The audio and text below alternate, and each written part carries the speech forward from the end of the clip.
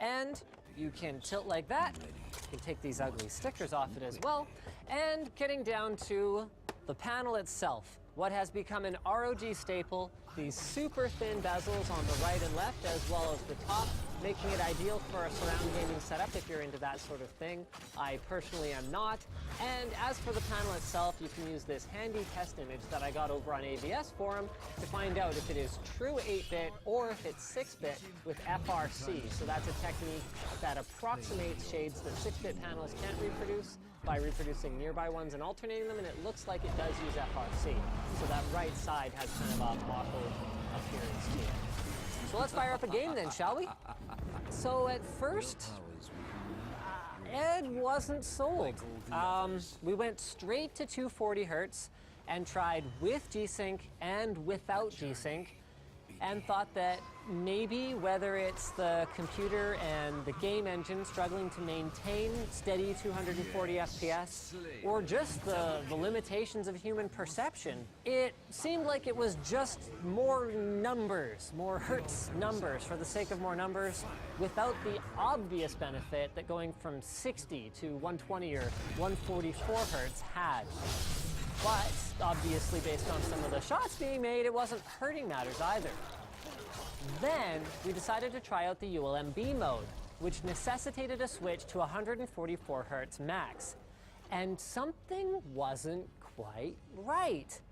He was complaining about not having audio and complaining about this and complaining about why shots weren't being made, but those flick shots, they were happening before. So back to 240 hertz we went. They're back. It looks like, just like the SSD upgrade of half a decade ago, it's one of those things where it might be a little hard to tell the difference until you've had it and had it yanked away. So that leads pretty well into the conclusion for this display here. I did run it through my usual range of color tests, and as I would expect from someone who cares about attention to detail like ASUS, in sRGB mode, it's actually not bad. Consistently delta E's of less than 5 across the board. Is it suitable for content creation? No, but were we really expecting that out of a TN monitor? Not really. Overall, pretty good. But on to the gaming argument. It's like a $500 monitor. For someone like me, would I say it's worth it? No, I'm not going to get the most out of a piece of machinery like this.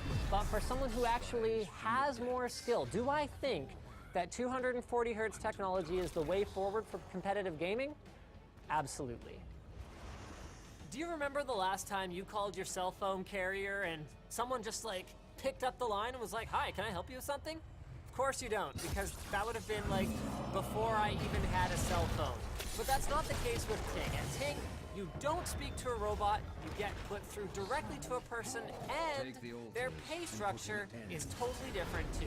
You pay only for what you use, with the average Ting bill being only $23 a month per device.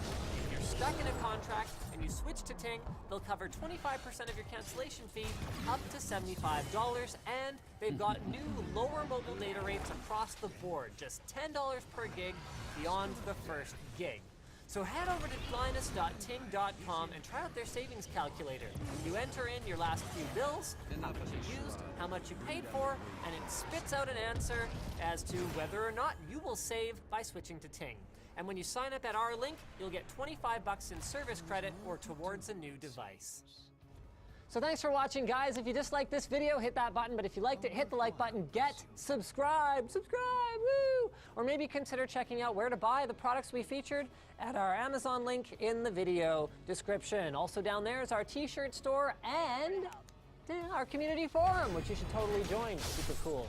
Now that you're done doing all that stuff, you're probably wondering what to watch next. So check out our latest video over on Channel Super Fun. It'll be worth it.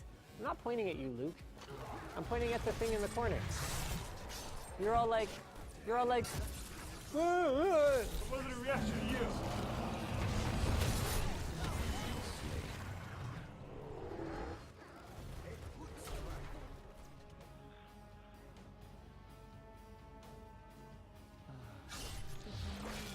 Once you start down the path of hardware modding, you quickly come to terms with a simple truth. Nothing comes out of a box in an ideal state. Even the highest end product can be tweaked to run faster, quieter, or, assuming it's already perfect in those regards, at least look better. Not to mention the appeal of making every component you own fit your personal preferences, whatever those might be. After all, if you work at your computer, like I do, you probably interact with it more than you do your family or friends. So what's a few-hour investment in some modding? In this sponsored video from iFixit, we'll be showing you guys how to transform a simple 3-monitor array from boring to beautiful by de-bezeling each monitor, then remounting it in a custom housing. Let the Gravekeeper's cronies reach the altars.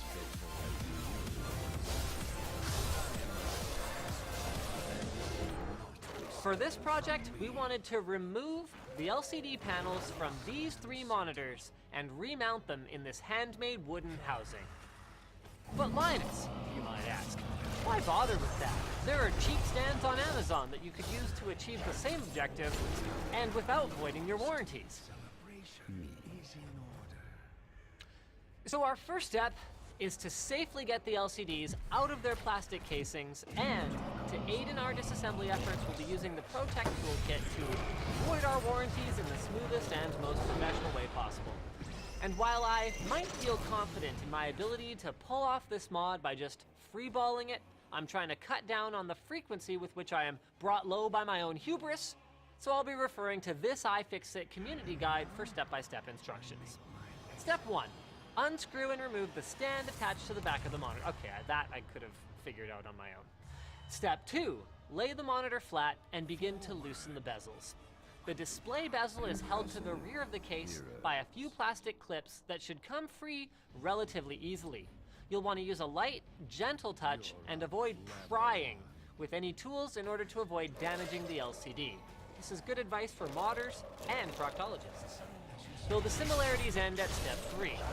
Grip the edges of the bezel in the center of each side and gently pull directly upwards. You should hear a slight pop as the clips come free.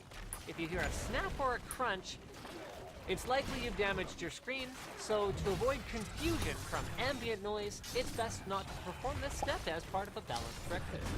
Moving on, the corners are held on a little tighter, so to get them started, you'll need to insert a jimmy into the lower left corner and pop the first clip. The reason we use this point on the casing is that on this particular model, the HDMI logo gives us a good reference point for where to find the clip behind the bezel.